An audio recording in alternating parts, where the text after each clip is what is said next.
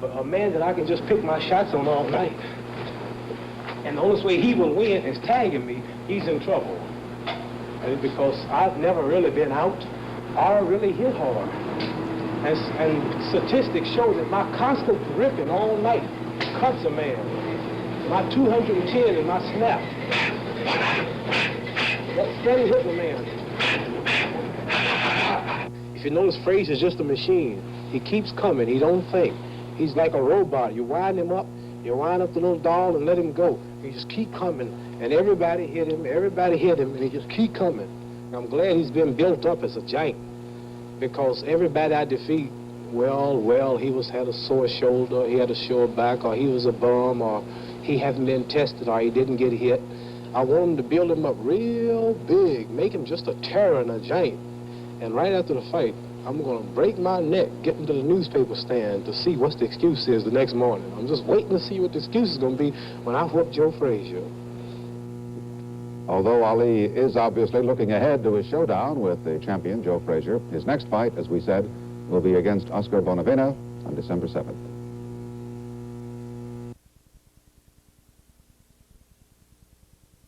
To the former royalty. Contracts were signed today for a heavyweight championship fight between Muhammad Ali and Joe Frazier, a match at Madison Square Garden in New York on March 8th. The contracts guarantee Ali and Frazier $2.5 million each. Tickets, closed-circuit television, and other receipts are expected to make the match worth between $7 and $10 million, the richest event yet in sports. ABC's Ron Milligan was there. The indomitable Muhammad Ali has very definitely come back. Ali burst onto the scene in full speech as he and official title holder Joe Frazier sat down for the sign-up. The polemics began. If Joe Frazier whoops me, I'm getting on my hands and my knees. Crawl across the ring, look up to you, say you're the champion. Well, I tell you what, you might not be able to crawl. But I tell you what I do. I'm trying to get you on the spot if you think you're so good. No good. Hold the spot. You might win. You power. Okay. And then I'm gonna crawl back. I'm gonna crawl back on 4 feet, and then I'm gonna tell and walk out of the ring and say you that. Now, when I whoop you, the thing about it, see, you might not be able to crawl. So I gotta whoop you. You can't wait, man. You gotta fight. When a man laying out, you can see a man lay out. Listen to me, boy. When you whoop me, all your guys have to get out of there. Are you gonna crawl? I'll crawl on that. Right? He said he's gonna be able to get out, right? You're not gonna be able to move. Okay, you want to eliminate yourself. Ali clearly had shown he wants 2 titles. One, the heavyweight boxing crown. The other, the world championship in before-the-fight repartee. This is Ron Milligan, ABC News, New York.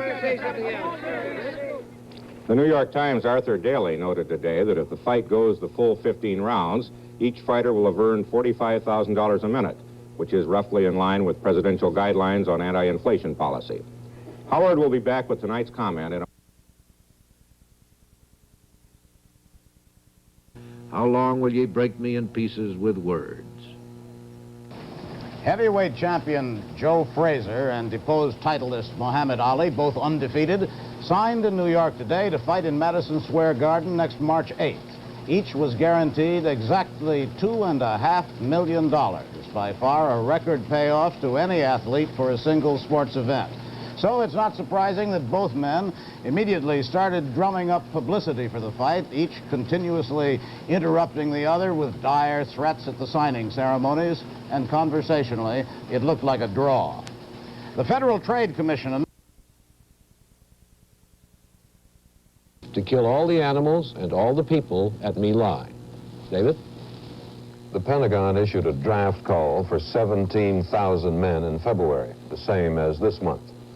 Curtis Tarr, the draft director, said the lottery number reached in 1971 may be about the same as in 70, which is to say 195.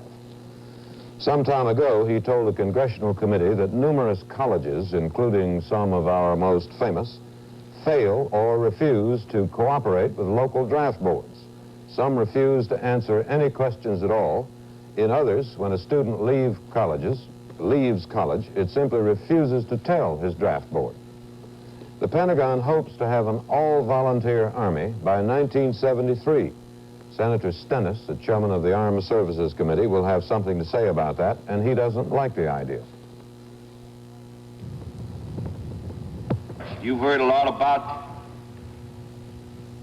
the so-called volunteer army. It's my considered judgment, and I've been considering this now nearly a year. Somebody just had a dream. Just had a dream. Without the draft, a significant element of our combat forces will become ineffective. I'm afraid that we're going to preach this no-draft army to the American people so much and so strong that it's going to get them in a mood and make it impossible to pass a meaningful Selective Service Act, which must be passed by July 1, 1971. I'm still open to any facts or any proof that may be brought along. But unless I drastically change my mind, I think it's my duty to be frank about it and make a fight to pass a meaningful Selective Service Act to run for at least 3 or 4 years and get this shooting over if we can, and then consideration can be given to a so-called volunteer army.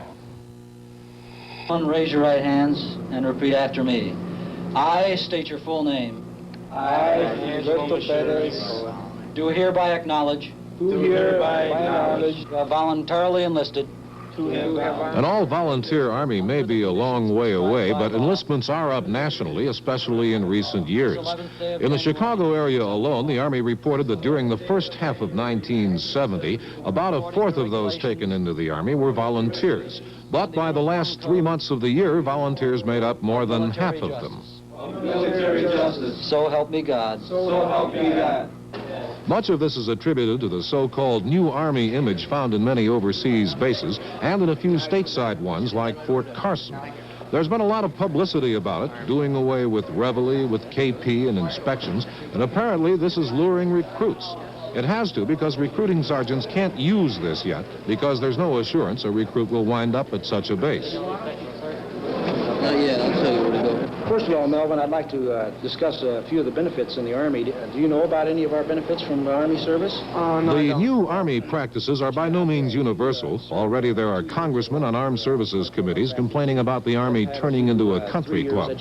Yet the changes made have obviously paid off in enlistments, and recruiters expect this year to be even better. Fred Briggs, NBC News, Chicago. The Supreme Court ruled today that and Gerald Smith of Chicago. As boxing fans know, Muhammad Ali and Joe Frazier tangle at Madison Square Garden on March 8th in their classic battle for the heavyweight championship. And as boxing fans, including ABC's Ron Milligan, also know, it's going to be the long-awaited moment of truth for the character once known as Cassius Clay. If Joe Frazier whoops me, I'm getting on my hands and my knees. Crawl across the ring. Crawl across the ring, look up to you, say, you're the champion. Well, I tell you what, you might not be This was the scene a few weeks ago in a New York restaurant when Muhammad Ali and Joe Frazier signed the contract for their fight. Ali is a showman. Ask him a question, point a camera at him, and he's on stage. He's the greatest put-on of all time. The only time he gets serious is in this dingy gym in a corner of Miami Beach. This is where he's trained for his last 2 fights, and it's where he's now training for Frazier. For the past 3 years, Ali has toured the nation's colleges. His last speech, before going into serious training, was at Patterson State College in New Jersey, and he went right into his put-on act again. What's going to happen if you fight Joe Frazier? And this is all I get everywhere I go. So I wrote a poem. They moved me to write a poem on what would happen and the exact outcome of the Ali-Frazier fight. And here's how the fight would sound over your radio. Ding! Ali comes out to meet Frazier, but Frazier starts to retreat. If Frazier goes back an inch farther, he'll wind up in a ringside seat. Ali swings with the left. Ali swings with the right. Look at the kid carry the fight. Frazier keeps backing, but there's not enough room. It's a matter of time. There Ali lowers the boom. Now Ali lands to the right. What a beautiful swing. And the punch lifts Frazier clean out of the ring.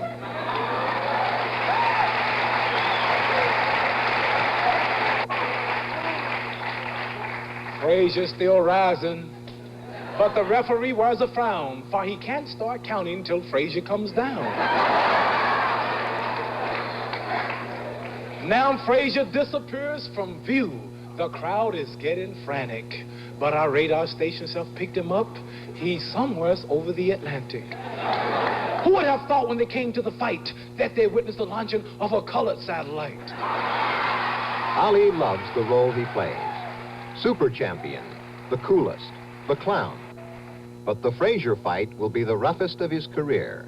And when the bell rings and Frazier comes roaring at him, it will be time to put up instead of put on. This is Ron Milligan, ABC News, reporting. I'll be back. Marijuana remains as illegal as ever. The big build-up continues for the March the 8th heavyweight title fight between Joe Frazier and Muhammad Ali. There's nothing new about Ali's pre-fight poetry, but now Frazier has some poetry of his own, set to the tune of that $2.5 million each fighter is guaranteed. $2 million in change.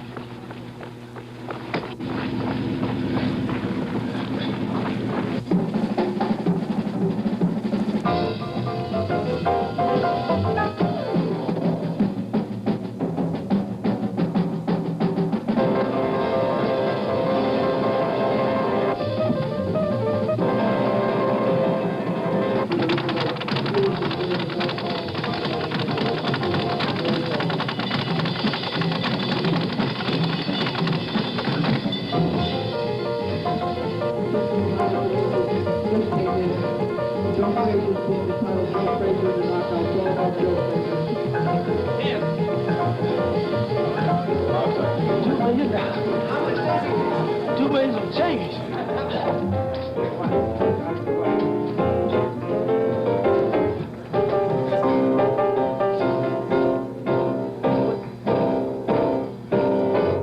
I'm not worrying about him hitting me. I know I'm gonna get hit. What the heck? You know what I mean? I've been hit many times before. You know. What kind of pressure you gonna put on him? The kind I'm gonna put on him every time he breathes. He gonna breathe right down on me, cause I'll be in his nose hole. You know, the personal thing I don't know much about. You know what I mean? But just like seeing him every now and then around the town, you know, and watch him. You know, he like a lot of crowds. You know, and he like a lot of publicity work. You know, I like to do things quiet, like, you know what I mean? I like to do things my way.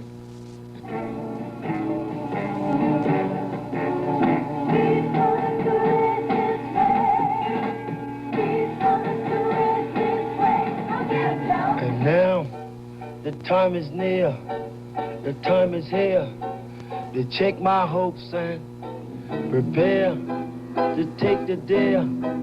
It's time to climb right through them ropes and to face a man who has a plan and states that plan, not in a shy way. Well, that's his right, but come to fight, I'll fight him my way. For what is a man? For what has he got? If not himself, not such a lot. He got to be one tempo steel. He got to stand, Lord, never kneel.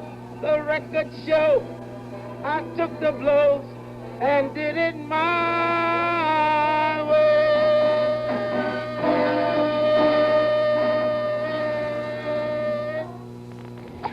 Harry will be back.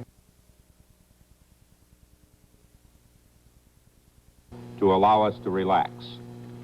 The fight of the century, at least in fiscal terms, is now only a week and a weekend away, and Muhammad Ali is about ready to wind up his training in Miami Beach. It's been fun for everyone, as ABC's Charles Murphy reports.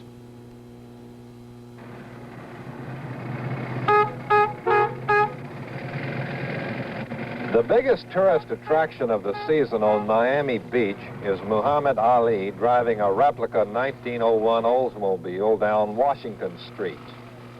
He tools merrily along lines of tourists to the dingy 5th Street gym where he trains. There, his mood changes. Ali growls and grimaces as he punches an imaginary Joe Frazier. But this is a tourist attraction, too, and one of the most entertaining on the beach. Tourists throng the gym at $1 a head until the board flooring sags. Ali never misses an opportunity to amuse them. All this talk about Joe Frazier. Well, I'm glad we can stop all the talking and all the writing and all the predicting. We can finally see now who is the champ and who is the tramp. Right. With himself around, Ali does not need really a public relations man. He is one of the greatest. The secret of Muhammad Ali, all right here. 5 minutes before I walk in the ring, and I will open this and reveal the exact outcome of what will happen to Joe Frazier. Some reporter made the mistake of asking Ali if he boasted merely to reassure himself. You're a newscaster, and I'm prettier than you, and you tell me nothing about Joe Frazier. I don't get hit. You just tell all of your fans and all of the Joe Frazier fans to be there at the theaters if they can't get there live, because I will have the prediction. I'll show you what I think about this new champion. You've been talking about how great Joe Frazier is. This is you all's talk about he's the champion, trying to brainwash the public. You don't brainwash Muhammad Ali. I am the brainwasher. Whether he's trying to psych himself may be irrelevant. He has again out-psyched reporters. Now he doesn't have to answer 200 questions a day about who is going to win or when he's going to win. So Muhammad Ali, who is a great boxer and a great showman, is also a great psychologist, as is proved once more. Charles Murphy, ABC News, Miami Beach. Howard K. Smith.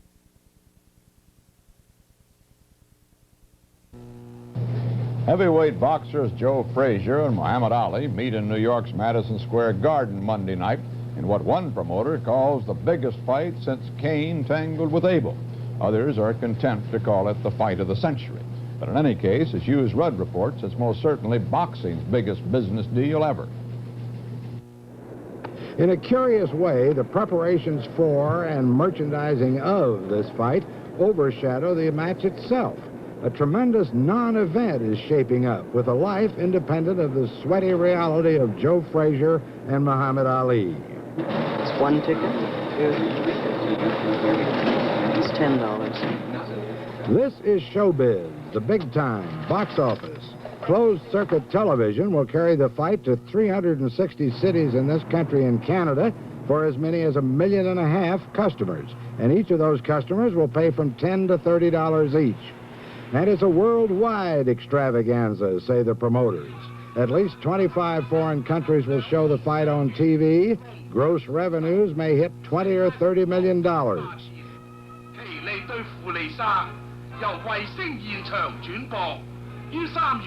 Breathtaking Hollywood-sized prospects in the usually shabby world of boxing, and ultimately all due to one man who isn't a boxer at all. A Canadian millionaire named Jack Kent Cooke, who put up 4.5 of the $5 million the two boxers are guaranteed. I would hope that Fight of the Champions, which is the name of the joint venture that I control, would take home perhaps 50 cents a seat, ranged against the 1.5 million seats that'll be sold in Canada and the United States. MTS Fight Center. Thank you. Cooke and his cohorts are not operating through the usual boxing channels. In most cases, they've made their deals with concert promoters, people more accustomed to booking the Grateful Dead and the Jefferson Airplane instead of Slapsy Schwartz or Stoker Thompson. The reason for that is Mr. Cooke's prime partner, Jerry Perenchio, a booking agent for musicians and movie stars who decided to bypass the old-time Liniment and Collodion boys.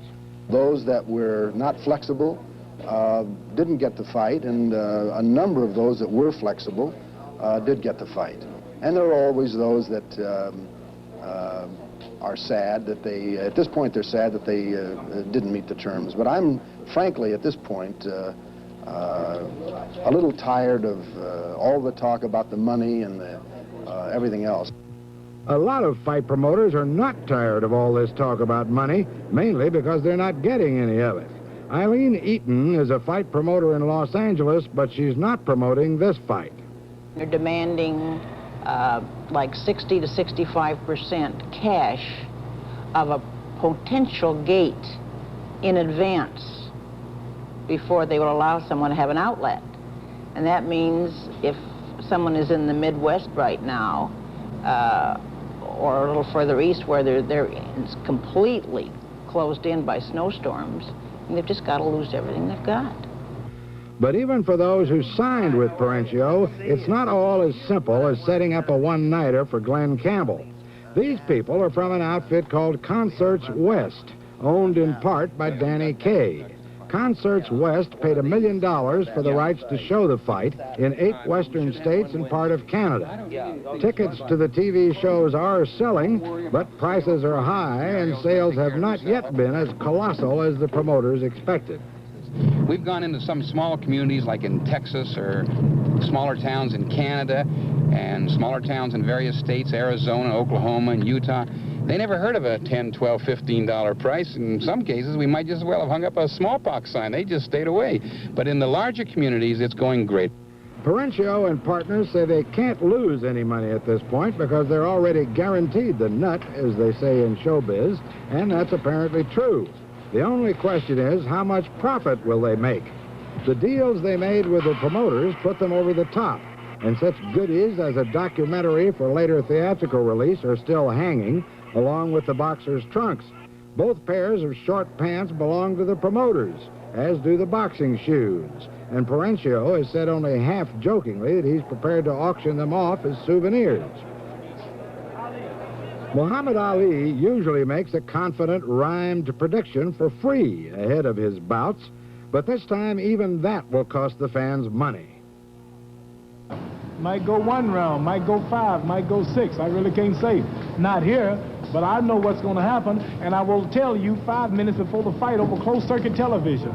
In the old days, fight promoters didn't always rely simply on the gate receipts to make a profit. Some of them sometimes fixed a fight in advance to make dead certain they didn't come out on the short end. But today's promoters are a different breed, of course. They know that you don't have to fix the fight in advance, you just have to fix the profits in advance. And that these promoters have certainly done. No matter who loses in the ring, they win at the bank. Hughes Rudd, CBS News, New York. And that's the way it is. Friday, March 5th, 1971. This is Walter Cronkite, CBS News. Good night.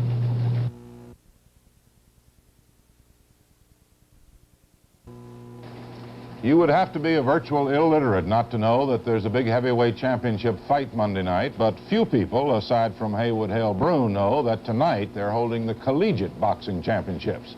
Few people know that there is collegiate boxing, and Mr. Broun had to go to Chico, California to find some of the last practitioners of a dying sport. This knockout in a college boxing match with its falling tree finish seems at first startled glance to encapsulate all the savagery so many deplore in modern sport.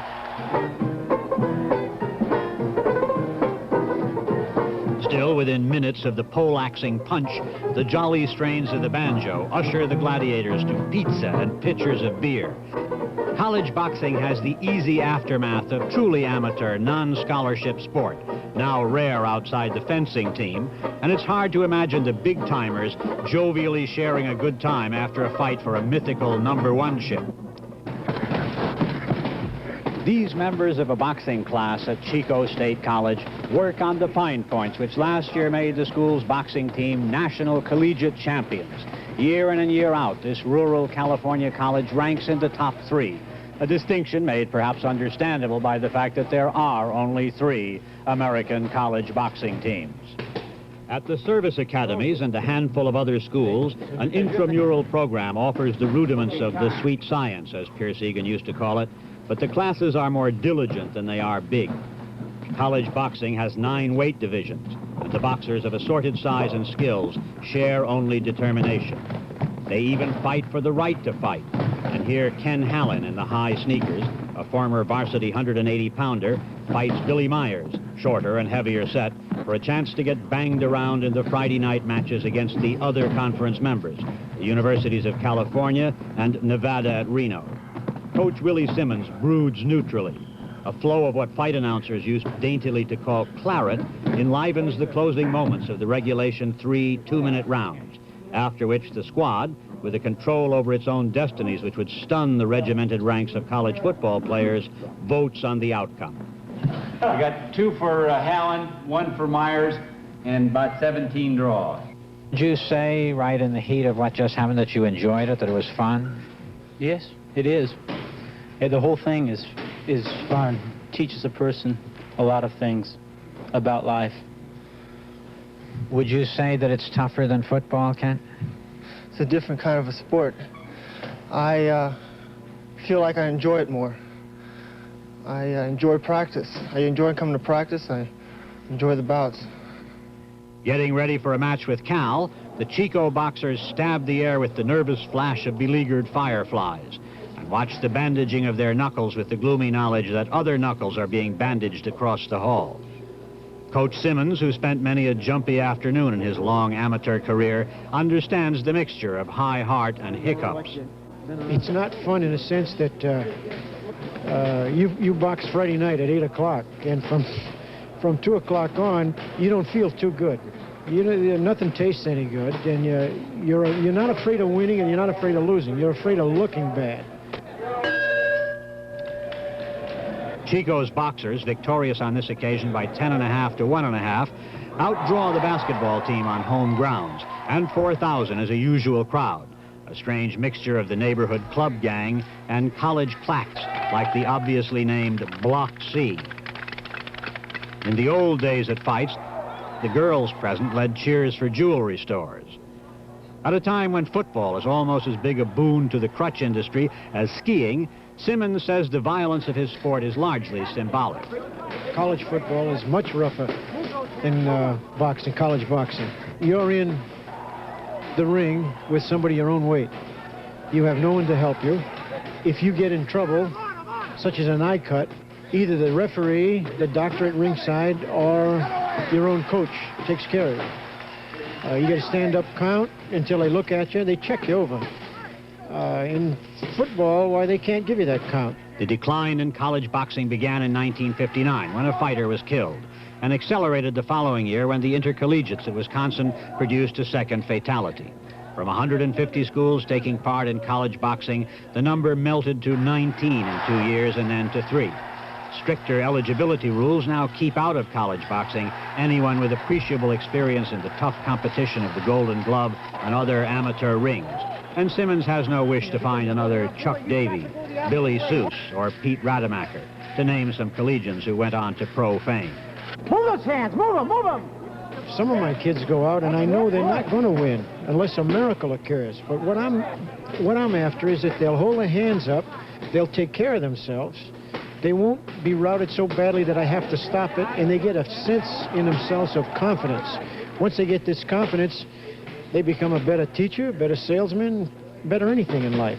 As college sports grew increasingly more hard-bitten and the crash of combat threatened to drown out the warm sound of cheers, it was perhaps inevitable that a sport be chosen as a hostage to conscience, and boxing, longer on bloody noses than broken bones, was elected. This is Haywood Hale Broun in Chico, California. After a long hassle with the promoters of the Muhammad Ali-Joe Frazier heavyweight championship fight, the Armed Forces Network today got clearance to broadcast the fight to U.S. servicemen stationed around the world.